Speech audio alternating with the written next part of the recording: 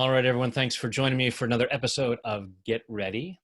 And today I'm excited to be bringing to you Denise Duffield-Thomas, who I have known about for some time. And it's hard to believe that this is actually our very first meeting face-to-face, albeit from different Zoom to Zoom. hemispheres. But and many of you may already know her from the Lucky Bees, but just in case this is new to you, Denise is the money mentor for the new wave of online entrepreneurs who want to make money and change the world. She helps women charge premium prices, release the fear of money, and create first-class lives. Her books, Lucky Bitch, Get Rich Lucky Bitch, and Chillpreneur give a fresh and funny roadmap to living a life of abundance without burnout. Her money bootcamp has helped over 6,000 students. Now, this is the hard part for me to say. She's a lazy introvert, a hay house author, and an unbusy mother of three. She owns a rose farm and lives by the beach in sunny Australia. Hello, Denise. Wow, what a great bio. Made it all up right now. That sounds so interesting. No, I'm so excited to talk to you. My community, I told them about you, but then they tell me about you all the time. And did you see Brad's video? And did you see this that Brad did? And so everyone in my group is obsessed with your videos. So thank you so much. Oh, my pleasure. So, yeah, the lazy introvert, I have a hard time with all the things you've created and how you put yourself out there. It's like, really? Yes, really. And you know what? Online business is such a great tool for introverts because I do tons of videos, but like you, it's sitting in a room talking into a camera most of the time. And I honestly am a very lazy person, but I think too, I'm very discerning with my energy. But really I am lazy. And and I've always just looked at everything I wanted to achieve and looked at what is the quickest, easiest way to get there. And I am incredibly lazy. I'm not a type A person. I'm a type C, which I talk about in my book, Chillpreneur. And I am ambitious. I do want to change the world, but I want to find the path of least resistance to doing that. We might just call you then efficient. Maybe, but even efficiency, I'm not that efficient either. I am the kind of person who I'll procrastinate and then I'll get it done in 5 minutes. And I've always been like that at school, at university, when I was in the corporate world. And yeah, just like I'd rather read a book or go to the movies and then just do my work in like 10 minutes. I hear you. I like having very short work days with a lot of free time in the middle of that. Absolutely. So that kind of sounds like what you might be defining as, and the title of your newest book, a chillpreneur. So I think when I first started working online, which was quite a long time ago now, my first e-product was in 2002. And I thought, oh my God, this is amazing. You can just create something and people will buy it from you, online 24/7. And it took a long time for that to actually work. My first info product was not a great success. It was called Internet Dating Tips for Men. And it was an ebook. Back then too, there wasn't even really the technology to automate that. People could buy it online, but they can't even remember how they had to buy it because I don't even think PayPal was that popular back then. And I had to email it to people. So I'd wake up and I'd email it to people who had ordered. And but I thought being a chillpreneur was about moving to Bali and just living that laptop life. And that was great until I had kids. And then I realized that that wasn't really the kind of lifestyle I wanted. I've never worked on the beach in my life. I don't know if you have, but sand is not great. Sunlight is not great. Laptop, yeah. It doesn't work, which is really hilarious, right? Because the cover of my book, which is not me, by the way, is a woman on the beach, like upside down on a recliner on a laptop. And I really wanted to be on the cover, but I was about 8 months pregnant when we were working on the cover. So what is a chillpreneur? Chillpreneur is not about just that laptop lifestyle. It's a real philosophy about finding the path of least resistance. It's about finding win-win relationships and partnerships. It's about sustainability in all areas, sustainable work, sustainable team dynamics, and really about finding your niche as well, not trying to be everything to everyone, Right. but really finding that thing or those things that you're meant to do and charging well for them as well. So nobody gets burnt out on either side. And that's different for everybody. Like even workload is different for everybody. So it's not about, hey, doing the 4-hour work week, which I loved. That book changed my life by Tim Ferriss. Because everyone's capacity is so different. And it's really about finding your personality, what works for your personality in terms of your business model, the clients you want to serve, the amount of money you want to charge, all of those things. And it's not about, I say this, it's not about effort none, right? We talk about having an effortless business. It's never going to be effort none. Right. But we can all effort a little bit less, right? We can all find shortcuts, find the path of least resistance, improve ourselves so we can do things in a much more efficient way. And then that's what being a chillpreneur is. So it's really about finding your path, right. And that's different for everyone. And really, I think the effort thing is, when we talk about hard work, what's hard work for one person is not for another person. For some, like, I know you give talks. For me, when I'm on stage doing a workshop, for some people, it's like, oh my God, that would be the worst thing to do. It would be so hard. And it's like, no, this is the most fun that I have. So that effort thing, it's that finding that effort that seems effortless, like what you're talking about, of finding out what's you doing a business around who you are and what you love, so that effort doesn't feel like, oh, it's such hard work that I have to do. I met a person once who did coaching at the time that I did coaching. And I said to her, I feel like I'm so maxed out with my coaching calendar. And she goes, oh, me too. I feel like I'm getting to the limit. And I said, how many clients do you see a week? And she said, 100. And I was burnt out at 15. And so, yeah, it is really different. Speaking for me is not my favorite thing, but I love doing interviews like this because I can get up, I can smear some Zoom worthy makeup on my face. I can batch them up. I've got a couple of calls on today and then I'm done. But whereas speaking for me feels like a lot of effort. So it is different for all of us. Interesting.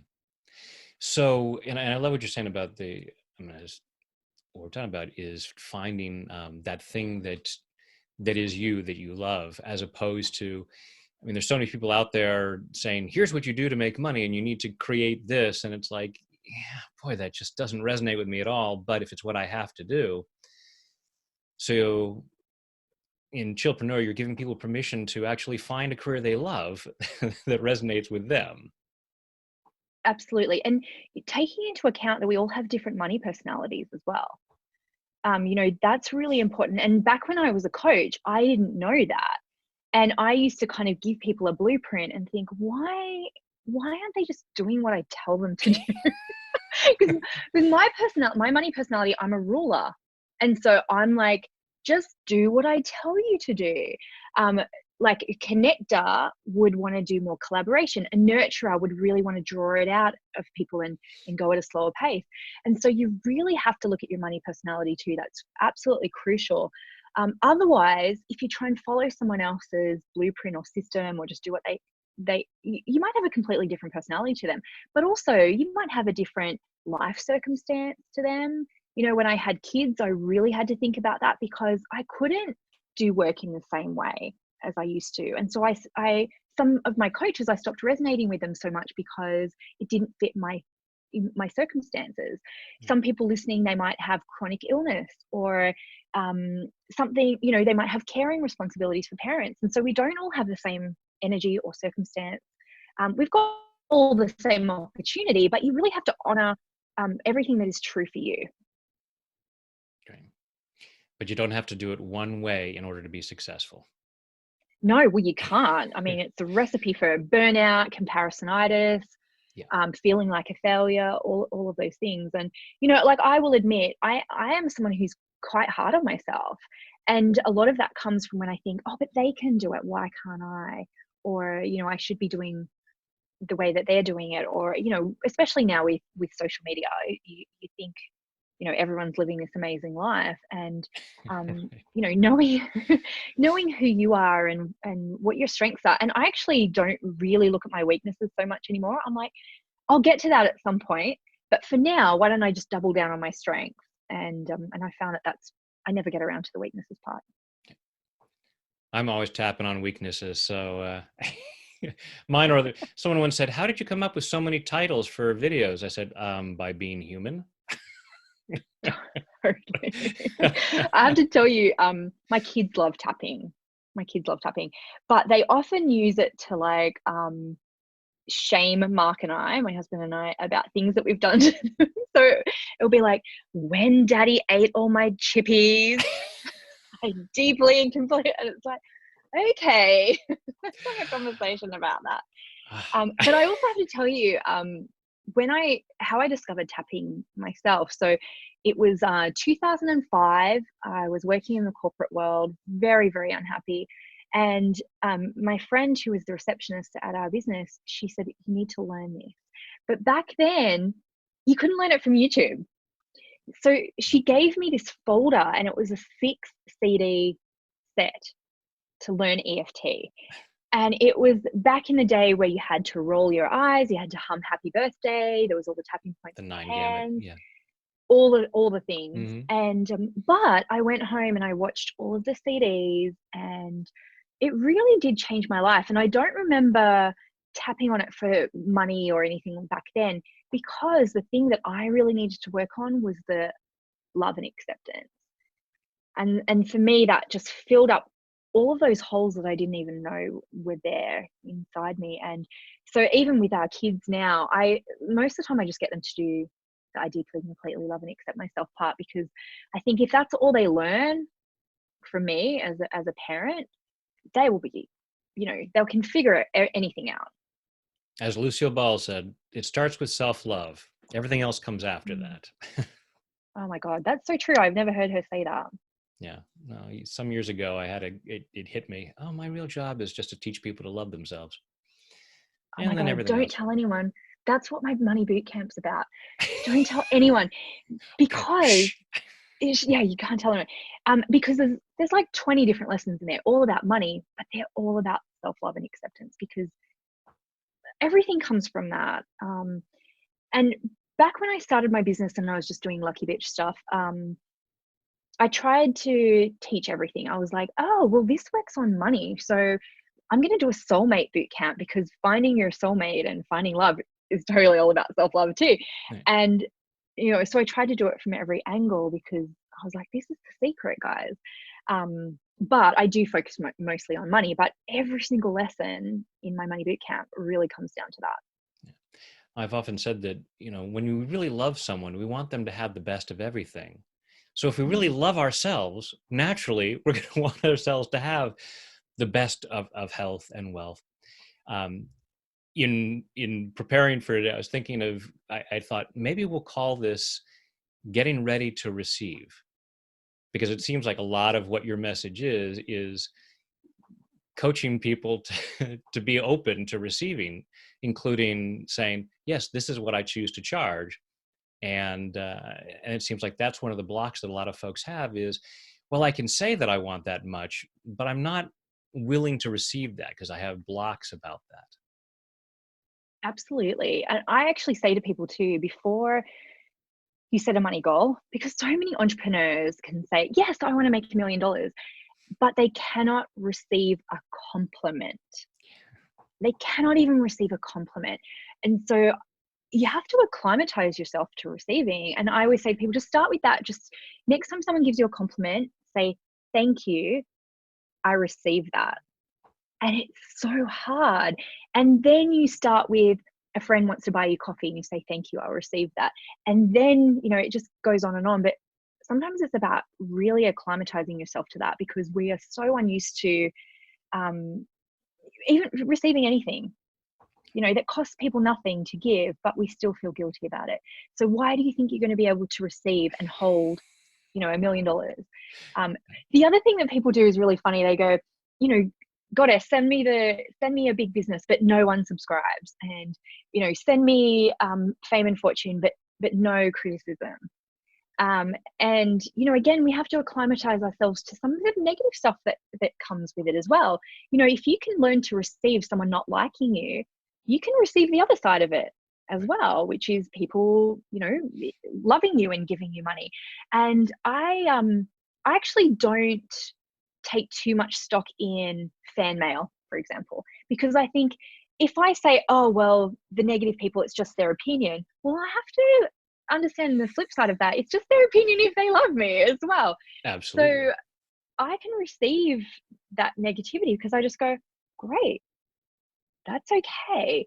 So there's a lot of lessons there of receiving good and bad. Yeah. No, and when we put ourselves out there, particularly in this day and age with the internet, there is going to be at least a modicum of negativity. There's a lot of angry Absolutely. people. And that's why Even a if you're just lot trying to of help people. Pardon me? Even if you're just trying to help people. Oh, absolutely. No, you have the best of intentions and someone's going to be critical. That's why there are a number of gurus who will say, if you're not getting hate mail, you're not putting yourself out there enough. Mm-hmm. Now I like to think I'm at the point now where I get very little of that because I like to think that I have this positive vibe, so I just don't attract that anymore. I would say the same for me. I very rarely get it, but I also don't go looking for it. I'm not Googling my name, and searching forums for people writing about me. And I do live in a little bit of a bubble, but I think it's important, not because we have to stay humble and therefore read about what everyone thinks about us, but like I'm here to help people who want to be helped by me. And what's the same with you, Brad? There are a million people teaching EFT, but some people only hear it because your voice has unlocked something in them. And you can't be offended if other people go to other people, and the same with me. There's so many people teaching money mindset now. I'm like, well, I'm really passionate about people having a positive money mindset. So however they get it is great. And if they don't like me, that's fine. I don't like stuff. Right. That's okay. You should hear Mark and I sometimes watching reality TV. Like, we can be really mean. I would never write to that person and tell them, but like, we all have judgment, and it's okay for people to have judgments about us. Absolutely. That's fine. There are people who don't like Mozart. I've been shocked to find that people don't like David Bowie. So, it's like, hey, if David Bowie has haters, I can't expect everyone to love what I do. And that's one of the things is for folks to give themselves permission to put themselves out there. That's why I like to go on other tapping videos sometimes and say, oh, hey, that was really great, and give encouragement to folks who are starting out. It's like, I am not the right voice for everybody. Absolutely. And so, and for wannabe chillpreneurs, that you're not going to be the right voice for all 7 billion plus people on the planet, but there are people out there who are waiting for your unique voice. Whether you're doing money mindset coaching or EFT or whatever it might be, and you might have heroes and gurus that are doing it, there's someone out there for whom those people aren't it, and you are. Absolutely. And then they just have to be willing to be paid. Well, this is the thing too. This is a hard word to say. Chillprenticeship. There's a time and a place, right, for starting out and not charging. We've all been there, and that's fine. And I think at some point you have to make a graduation to being paid. And not everyone is going to want to go on that journey with you, right? But there's something there about there's always spaces for beginners to come into any market, because some people like to hear it from people who are just in the trenches with them. Yeah. And so anyone who's just starting out and who is afraid and thinking they're not qualified or whatever, it was like, well, this is your apprenticeship. You start off, and I'm not a great coach for people who are just starting out in business anymore. I can do it with mindset, but not so much for business coaching, because it's too far away from where I am now. I'm not up to date with the latest like bootstrapping techniques, and I'm just not there anymore. And so there is always spaces for newcomers to come in because they can speak it in that language that people need to hear it in. Yeah, absolutely. I always come from the standpoint of I believe in a magnanimous universe, God, creator, source, however people want to think of it. It's like I don't believe that it's a twisted evil creator that says, here's the plan. I'm going to give you a desire to make a difference in people's lives, but I'm not going to give you an audience. It's like, Totally. really? And with over 7 billion people on the planet, there's an abundance, and there's the money's out there for you to receive it, and for other people Definitely. to receive it so that they can then give it to you. Yeah, exactly. Go get that money. Hashtag get that money. But that's the thing too. I find people get really caught up in the bigger goals, not realizing that, get your first client. My first month in full-time business, I made $225. I felt like a millionaire. I felt amazing. And, it actually felt better than making $1 million, to be honest. It felt way better. But every time I think, oh, everyone's seen my stuff. Everyone's seen my stuff. I look ahead to someone that I admire, who is Marie Forleo, who is amazing with her B School program. And, we said it at the top of in my bio, I've had 6,000 people through my program. She's had 50,000 people through her program. So she is proof that there are more people in the world who would be a good fit for my work. And there's always enough money. There's always enough clients for everybody. But when we get caught in that scarcity of everyone's seen this is not original. This has been done a million times. Just find a mentor who has a complementary audience to you and think, well, they've found those people, so why not? The other thing I always think of too is people who have been doing their work for a long, long time. They don't feel like they need to reinvent all the time. And I think of Bette Midler. I saw her in Vegas a couple of years ago, and she said, I've been telling the same jokes for 30 years, guys. Like, you're still laughing at them. And and then I think of someone like Byron Katie.